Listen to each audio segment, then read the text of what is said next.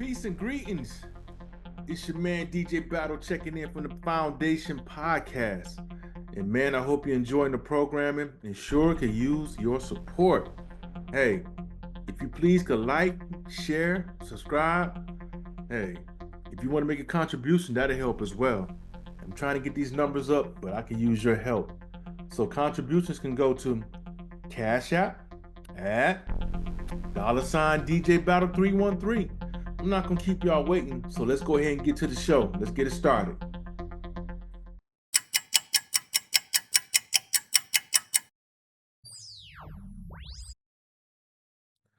Welcome to the Foundation. It is yours, truly the incredible DJ Battle in the building. And hey man, I'm up here rolling with the solo act today. Hey man, I'm feeling good. Just want to say that out the gate.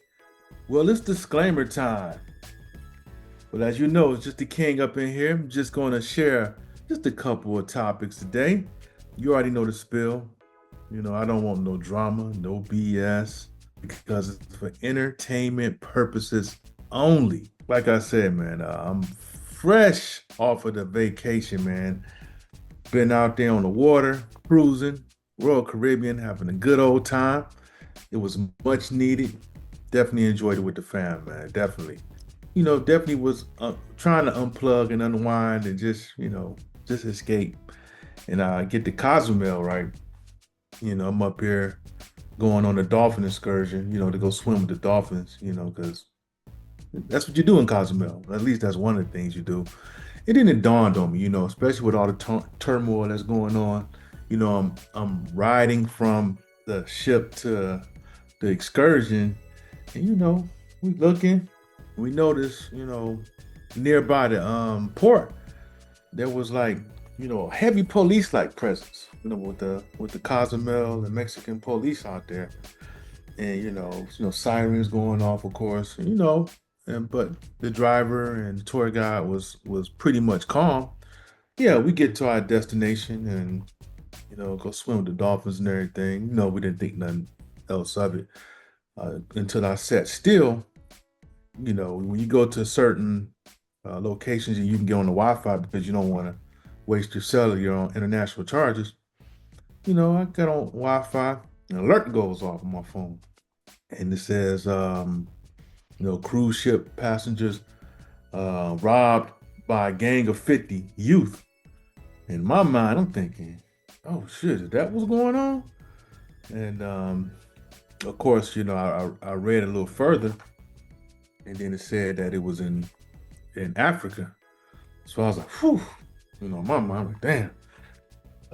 It could have been us. But, it just got me to thinking though, because while I was out there, once you get off of the, and you have to be careful, because once you get off of a cruise port and you start to go like into a country and the economy is not really strong, you're going to get a certain treatment by the locals. When you go to a dolphin excursion or any place where you try to just, enjoy the property and walk the land, the local's going to come up to you with trying to sell you something. And the boldness is like, it's not even hello, sir, or hey, how you doing? It's, hey, rich American, come to my store. I need this, I need to sell. My family's starving, blah, blah, blah. I'm just looking like you getting pulled 50 different ways by, locals, and it gets kind of dangerous out there, because keep in mind, I already got in the back of my mind of what just happened on that cruise ship in Africa, that went to a port, and it was a robbery. In my mind, I'm thinking, man, what, how possible is it for, a gang of 50 or more people to just try to run up in a cruise ship and rob people, or rob people on any other excursion or port. I say this to say, you got to be careful now when you travel, especially when you step out the country. And when you go to a port, always be mindful that the port that you're at is really an extension of the cruise ship, because you're going to be, everything is pretty much owned by the cruise ship, like Royal Caribbean or Disney or whatever. So they're going to be able to control and protect people to a certain extent in that area. You want to be careful with trying to venture out, with excursions outside of of the cruise ship, because you may find yourself either getting robbed or hurt, killed. Who knows what could happen. So just keep that in mind as you step out of this country, especially with all the turmoil with the tariffs and everything that's going on at this very moment. It can be very scary. And be honest with you, if I do cruise again, I probably want to get off the ship. I probably just do everything, just stay on the ship because there's more than enough things to do on it.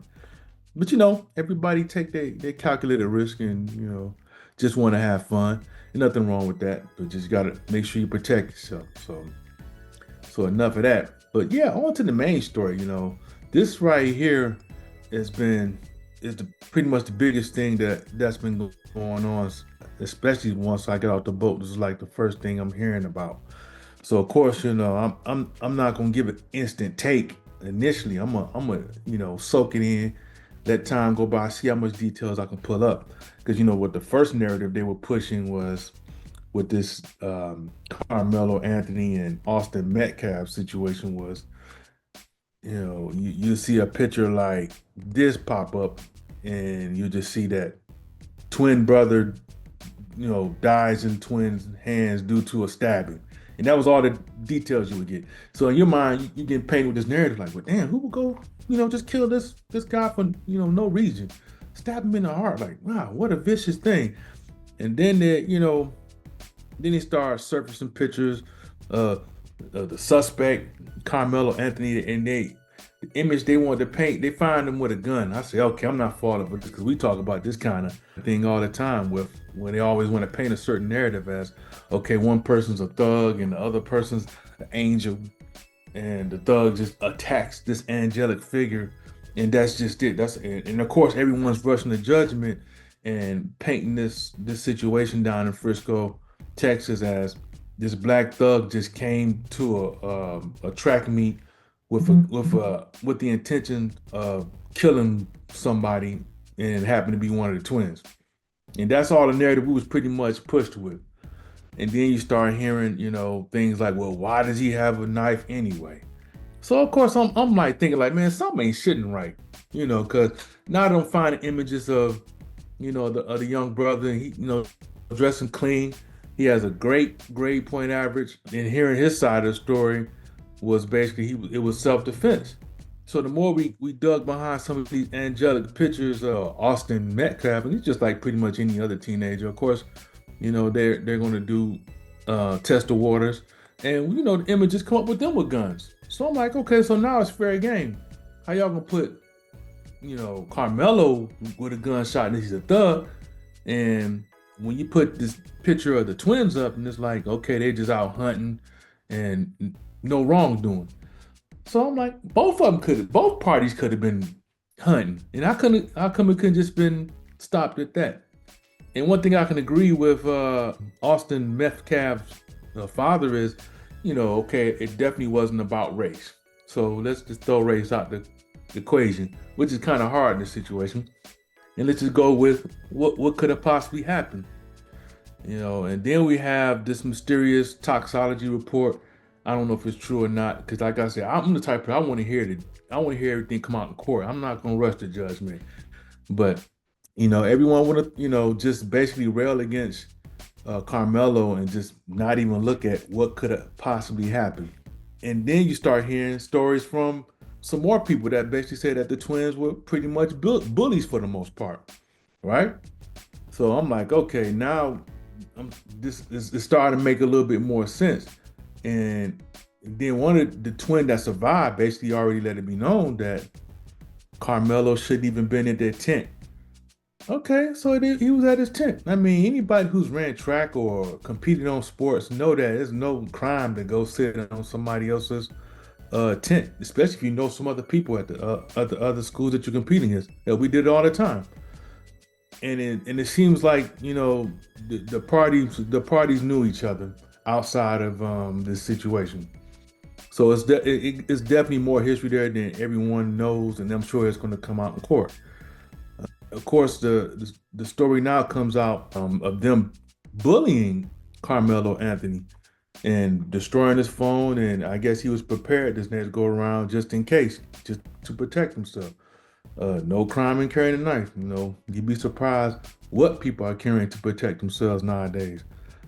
So, according to, like I said, the surviving twins' own words, that they pretty much were the aggressors. And it sounds like, from what I'm hearing, that what Karmelo said is that he, pretty much, don't touch him, leave him alone, which is, a person's entitled to protect themselves. They must have jumped him, and I'm sure he must have poked Austin. I'm sure his intent wasn't to kill him, and probably just to protect himself. So the first degree murder charge is going to be an overreach to begin with, because I don't see it as that. I see it as pretty much self defense, just based off of that. But like anything else, you got to wait till all the details come out before you jump to this conclusion. But just looking at some of a lot of the social media content, it seemed like everyone just wanna paint it as a thug element of of Karmelo just recklessly killing Austin for no reason, and he's guilty already. So according to the public opinion of the public, Anthony's guilty. So I'm just like, man, I don't see it that way. I see it from as self-defense up to what I know now. But like I said, gotta hear all the details in court. And both sides are raising an astronomical amount of money, for their legal defenses, or whatever else they need. I just look at it as a situation that is just unfortunate. There's no winner, especially when you're losing a life, and I don't really see no healing coming from the situation.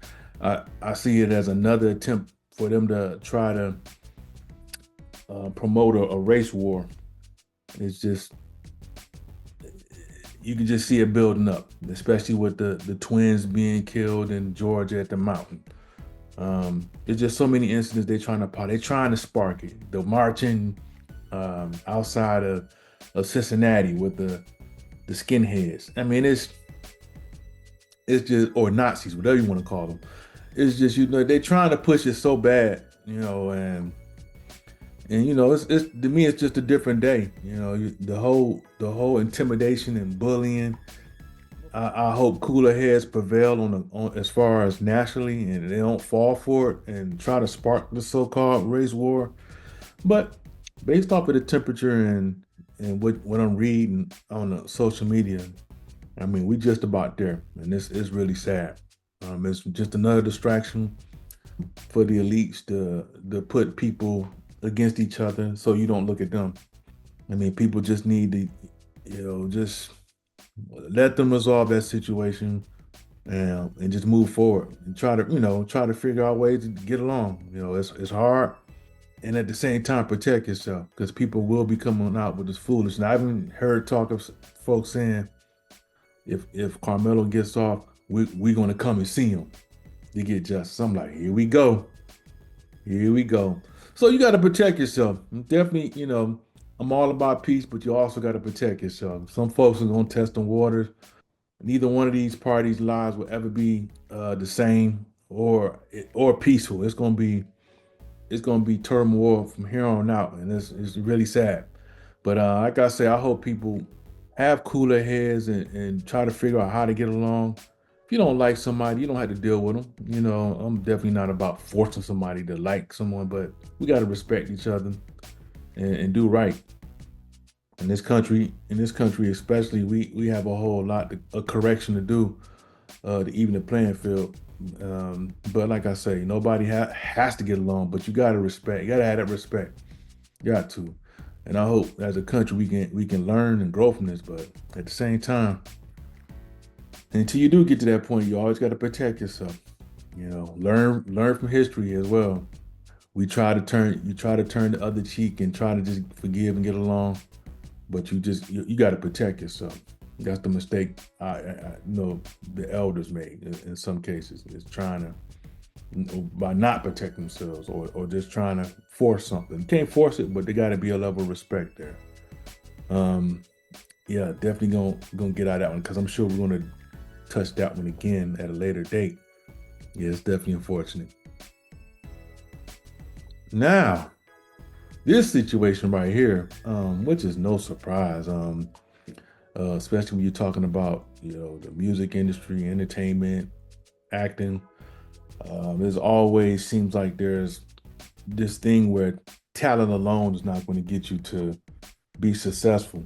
And what Terrence Howard was interviewed on a podcast, he was pretty much exposing, the sexual offers that Diddy or Puffy offered him. And he said, it was all about maintaining his manhood and turning down certain roles. Because we know the industry always has ways of trying to take your manhood or even womanhood, or just have you in positions to where your talent won't get you there alone. You have to wear a dress, or you got to sleep with powerful people, or you have to do certain rituals. I'm sure there have been many great potential actors who walked away from the game altogether because of this, and I don't blame them. Even as a former artist myself, I mean, I never got to that level to where I had to be placed in front of powerful figures and do rituals. But Lord knows if I would have been confronted with those opportunities, I mean, I never got to that level to where I had to be placed in front of powerful figures and do rituals. But Lord knows if I would have been confronted with those opportunities, I definitely would have walked away. My kids are definitely capable of doing great things in the industry. And I always encourage them to, if you're gonna do anything on that level, it had to be independent, because I don't trust none of those characters, because we know in that game, in most cases, talent alone is not gonna get you where you need to be. And that's just the tip of it. We also look at the business, the shady business practices as well. But to hit on something that Howard was saying, as far as like once they take your manhood, you can't recover from that. I think I've covered this, many times, in the past on this podcast, to where I've seen known people who've been in the industry and accomplished great things, but something was just off about them, you know. And it's just subtle things you notice, like even though you would think financially they were great or in a great situation, they were just it was just something they were masking, and it was just obvious. Like all of a sudden, just getting tattoos like all over the place, as if this was going to mask, like a bandage masking a wound that no one would be able to see, or wearing shades all of a sudden in periods of time, or just all the time. Nighttime, daytime. You always see them with shades. And it's like this thing with eye contact, like it's a guilt or a shame there. And I'm like, what the hell happened? You know what I'm saying, dude? What the hell happened to this person? Just all of a sudden, just can't look you in the eye, or wearing shades all the time, and you start noticing stuff like that. And I'm pretty sure now, if you look at anybody in those businesses or industries who are doing certain things that seem uncharacteristic or abnormal, now you start to put two and two together. And some share that they've done things and been filmed, so it's like almost like they have this not carrot, but they have this hanging over their head that if they ever came clean, that these images would come out. So it's tough, man. In some cases, if it don't happen to them, which it always does, and it trickles down to the kids or their offspring, and I ain't gonna put certain artists names out there, but you can see for yourself. A lot of you ever notice a lot of artists or a lot of prominent actors or entertainers, kids seem to be kind of off. It's almost like, how can I say, it's almost like a ritual or like a rites of passage in order to keep a certain status in the game. And people are probably just think I'm reaching, but I can only go by what I see and draw my own conclusions. But I don't force it on nobody else. You ever notice? I just don't. I just say, damn, you know, some sacrifices I'm just not willing to make. Yeah, I'm capable of doing a lot of things, but sacrificing the manhood and kids, nah, I can't do it, man. It ain't worth it. So, but yeah, I just found that interesting. That Terrence Howard went out and straight up put it out there like that, and you starting to see more and more folks getting brave to put it out there now that Diddy's behind bars for right now. But it's gonna be interesting to see how this come out. And for Tank, we always joked about this, and like Terrence Howard said, once you go down that road, you pretty much you on that side of the fence. Not to be disrespectful or because we don't. What you do as a grown person is your business. When Tank said that a man should be able to experiment and come back on the other side of it, nah, it don't work like that. You know what I'm saying? It's once you decide you want to cross that world and dabble, then you pretty much gave up that card.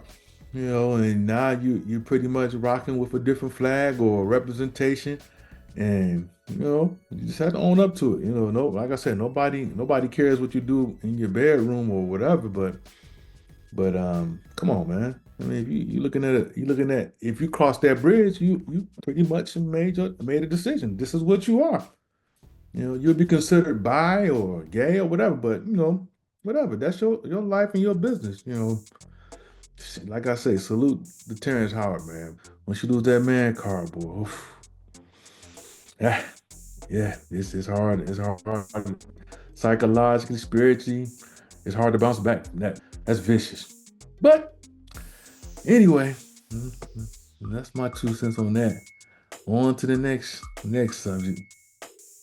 Now, this next subject was something else we used to talk about a lot, and of course, it died down over the years, and now it's resurfaced in Massachusetts, a hospital that's called Newton Wesley Hospital, where you have, and this number kind of changes. Once it said 5 nurses, and then it said 11, 10. So I'm just gonna say several nurses that work on the same floor were all struck with brain tumors. Now, don't you find that kind of odd that these many nurses have the same amount of brain tumors? What's the coincidence? Well, when you look in it, what was mandatory that they had for nurses and doctors that work for certain hospitals, mandatory for them to take that JAB, right? Of course, they all took the same batch order from the same from the hospital. What's the likelihood that many people would have tumors like that and it not be from the same source? I mean, this is scary. This is the type of material that I've been discouraged to not talk about, but I talked about anyway, even at the expense of my first YouTube channel, which was killed for medical misinformation. Then now you're starting to see a lot of folks that taking the same medication, if you want to call it that, and checked out. Even with George Foreman, I've seen the picture of him taking it. I was like, damn, George. Why they show that picture of him taking it? I was like, man, it's like him and Marvin Hagler. I mean, you see so many people taking it, and even I have loved ones that shamed me for not taking it, and they check out. So I was like, it's nasty work, like someone was saying. It's horrible. I pray for the folks because at the end of the day, when you worked hard to get to a certain level of your profession, and they threaten to take it all away if you don't take this procedure in your arm. To me, it's just not worth it. It's just not. It's just not worth it. And we see obviously why. Everyone had brain tumors from the same. Come on, man. That's at some point, and we see why Dr. Fauci was seeking that pardon, because he was aware. He was aware what was going on, and still promoted it. So at some point, these folks need to be held accountable for crimes against humanity. Even the producers of it, they're aware of it. How I know they're aware of it? Because their own employees wasn't mandated to take the JAB. This is just nasty work. And we all know the billionaire that talked about reducing the population through the JAB. nothing positive can be about reducing anything by using the JAB. And he said in such a positive tone, we can reduce the population, we do such wonderful things, by giving them vaccines and birth control and blah blah blah. And by year such and such, we can reduce the population to that. That's called murder, killing, without outright saying killing. So yeah, I just thought that would be that was interesting to just kind of bring that out there. It's nasty, man. I definitely pray for the folks who who have taken it and knock on wood aren't having those health issues yet. But let's pray that it continues to be that way. On to the next topic. Now, we always talk about the industry for food like DoorDash and Uber Eats, and this latest video pops up with a DoorDash driver knocking up on the door to deliver food, and wasn't really aware at first of the Ring camera that was on, that was placed behind him. I encourage most folks, man, if you don't have a camera or some type of Ring camera or anything of that nature on your porch to monitor your home, make sure you have it, even if it's just for something as simple as look who's delivering your food. Because this driver pulls up, ring the doorbell, and to deliver the food. And one hand he's holding the bag, on the other hand he's like reaching back, his butt itching, so he ain't thinking nothing of it. He's like, man, he's scratching. He got his hand in his pants, scratching. He getting in there real good too. He wasn't just like a swipe by, like, oh, my back. He all in the pants. And then he happened to look and he saw the camera looking. Oh shit, the camera looking at me. So he tried to play it off like he was just steady going, but steady had his hand in his pants. I'm like, boy, look at the boldness right here. And I was like, boy, you see why I don't mess with these companies like Uber Eats and and I just don't know. It's just like I said, this is nasty. It was bad enough for me when I saw the Uber Eats bag on the floor in the stall of a bathroom while washing their hands. And you can find images like this all over the internet. There's plenty of examples. But some people they still take the chance. So if that type of information is out there and you still decide to use them, hey, you can't really feel sorry for someone making a informed decision and taking the chance to say, hey, you know what, that was them, that won't happen to me. So hey, be careful out there is all I got to say, because there's some nasty people out there, and ain't no telling what they doing in your food while while it's on the way. There's nothing for them to have a stapler already in the vehicle so they can look through your stuff and then staple it back up together. Go pick your food up, watch them make it, or cook the food. That's what I would recommend. But at the end of the day, you're an adult, you're making an informed decision. So hey, do what you gotta do.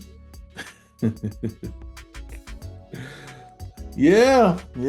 Something else that came across my radar while I was out cruising. Yeah, this tariffs. These tariffs, boy. What y'all think? Y'all think that's gonna be some good news, some good results? Bad news, bad results? What you think? I already got an idea what's gonna happen or what's taking place. There are huge tariffs going out to everyone, even our own allies, or used to be allies, if you want to call them that, like Mexico and Canada. Of course, there's this huge one with China, which I'm like, this one right here is going to really come back to bite you. Because guess what? China's retaliating. The EU is retaliating. There have been financial projects that would have helped out economies here big time, especially in Ohio. There was a huge big deal they had that with I want to say Microsoft was going to build their huge car that would have brought many jobs in a Republican county or area.